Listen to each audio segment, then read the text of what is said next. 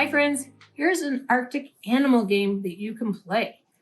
Here's the water and some ice and some snow. And behind here is some animals that you can use in the water or on the land.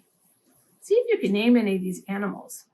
You can cut them out on the lines or have an adult help you. And then you can use this as a play station. Here's another one. There's just the water, no water, there's just the land, snow, and here's some other animals. Can you name any of these animals? Also, here's a circle, an oval that you can cut out or have an adult help you.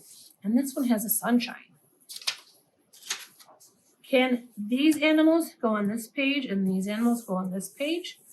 What do you think? Can you put them side by side? That looks like a big area of fun. What do you think?